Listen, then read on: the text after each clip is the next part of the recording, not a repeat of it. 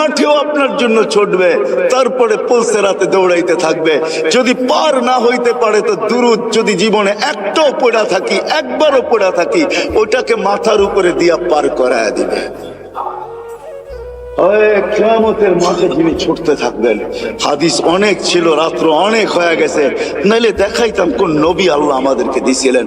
আরে চলেন চলেন, যে মৃত্যু লগ্নে, যার 9 ঘরে চুলা জ্বলে নাই, 9 ঘরে খাবার নাই, যে নিজে ক্ষুধার্ত দুনিয়ার থেকে যাইতেছেন, 9টা ফ্যামিলি রেখা যাইতেছেন, যাদের ঘরে কোনো খাদ্য নাই। আম্মা জান আয়েশা রাদিয়াল্লাহু তাআলা আনহা বলছেন যে বাতি জ্বালানোর তেল ছিল না, যদি থাকতো তো খিদা নিবারণের জন্য পান করে নিতাম। এরকম 9টা ফ্যামিলি রেখা যেতেছেন, হাসান হোসাইনকে রেখা যেতেছেন, আলী ফাতেমাকে রেখা যেতেছেন, যারা সবাই ক্ষুধার্ত। আল্লাহ নবী দুনিয়ার থেকে গেছেন ক্ষুধার্ত, এক বেলার না, 2 বেলার না, কয়েক বেলার ক্ষুধার্ত দুনিয়ার থেকে গেছেন। খাওয়ার কিচ্ছু ঘরে ছিল না। ওই মুহূর্তে হাসান হোসেনের জন্য চোখের পানি ঝরে নাই। যারা কলিজার টুকরা ছিল, হায় রাত্র অনেক হয়ে যাবে। একদিন 2 ভাই আসছে আল্লাহ রসুলের কাছে, বলতেছে নানা জান আপনি উত্তম না আমরা উত্তম? আল্লাহ রসুল সাদা সিধা জবাব দিছে আমি উত্তম। 2 ভাই হাসতে হাসতে কুটা কুটা হয়ে গেছে। আল্লাহ রসুল বলছে আসো কেন? জবাব হয় নাই। মানি জবাব হয় নাই, মানি আমরা 2 ভাই উত্তম, আপনি উত্তম না। তো বলছে কি কইরা? আমাদের আব্বা জানতে চিনেন? আব্বার পরিচয় দিয়া বলতেছে আবু কালাইসা বিশাই, আপনার আব্বা তো কিছুই না। আমাদের আম্মা জানতে চিনেন? পরিচয় দিয়া বলতেছে উম্মু কালাইসা বিশাই, আপনার আম্মা তো কিছুই না। আম্মু নানা জানতে চিনেন? নানার পরিচয় দিয়া বলতেছে ওয়া জাদ্দু কালাইসা বিশাই, আপনি নানার তো মানুষের নামই জানে না। আল্লাহ রসুল 2 জনরে উঠায় চুমা দিয়া বলতেছে মাইনা নিলাম, তোমরাই উত্তম।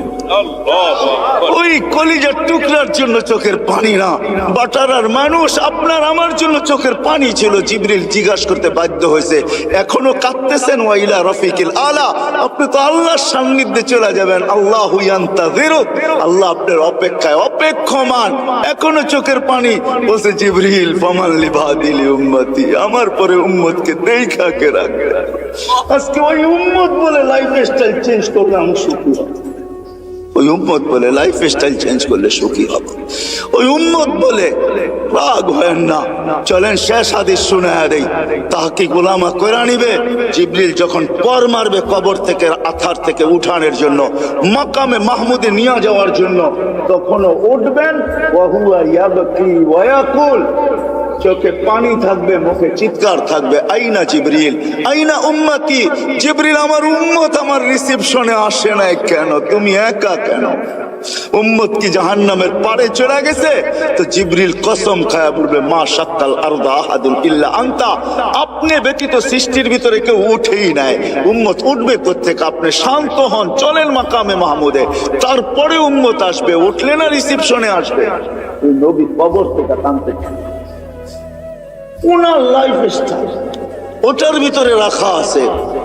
আপনার আর আমার এই ছোট্ট জীবনটাকে করা। মুহাম্মদুর রাসূলুল্লাহর মতো দয়ালু রবি, হায় হায় আল্লাহ কি দিছে আমাদেরকে আমরা জানি না। এই জন্য আসেন আজকে ওনার গোলামি অর্জন, যে ওনার গোলাম হয়ে যাবে। যুবক হয়ে দেখো জীবন কিরকম। মা বোনদেরকেও বলবো, আর ওনার জীবনের সবচেয়ে বড় আদর্শ যেটা, সেটা হলো 5 ওয়াক্ত নামাজ। কি দুনিয়া আসতে দেরি, চেষ্টা করতে দেরি করেন নাই, ওইদিকে গেলে আরো লম্বা হয়ে যাবে। মাত্র দুনিয়াতে চাদরে রাখা হয়েছে, গুইরা লম্বা সেজদা। আম্মা জান বসে মা কুলতা কুলতা মা কুলতা, তুই যেন কি বলছিস আমি বুঝি নাই। লম্বা সেজদা, ওইটা বৈশা আত্মাহিয়াতর সুরতে বৈশা আঙ্গুল উঠাইতে দেরি, সমগ্র জগৎ আলোকিত হইতে দেরি হয় না। আমি তো বলি সেজদা দেন নাই, আমাদেরকে মেসেজ দিচ্ছেন। আমি তুর পাহাড়ও দেখছি, হায় হায় ওইখানে যাওয়ার পরে হাদিস আমার মনে যে আমি কথা বলি, কারোর সাথে কথা বলবেন? তো আল্লাহ জবাব দিছে হ্যাঁ বলবো, কিন্তু শোনো তোমার সাথে কথা বলি পর্দার ওই পার থেকে, এই পার তুমি এই পারে আমি ওই পারে, এমন না যে আমি চূড়ায় তুমি পদদেশে। বলছে এক উম্মত আসতেছে, আমি দুনিয়াতে 4 সাথেই কথা বলবো, পর্দার এই পার থেকে ওই পার, কিন্তু আমার বন্ধুর সাথে না। আমার বন্ধুকে তো ডাইকা নিয়া কাওবা কাওসাইনি ওয়াদনা ফাদানা ফাতাদাল্লা ফাআওহা ইলা আবদিহি মা আওহা, কাছে বসায় কথা বলবো, আর বন্ধুর উম্মত আমার সাথে কথা বলবে কথা। কিন্তু ফালা হিজাবা বাইনি ওয়া বাইনাহুম, এদের মাঝে আমার মাঝে কোনো পর্দা থাকবে না। মুসা আলাইহিস সালাম জিজ্ঞাসা করছে কখন কথা বলবে, বলে ইযহুম ইয়াসজুদুন, যখন তারা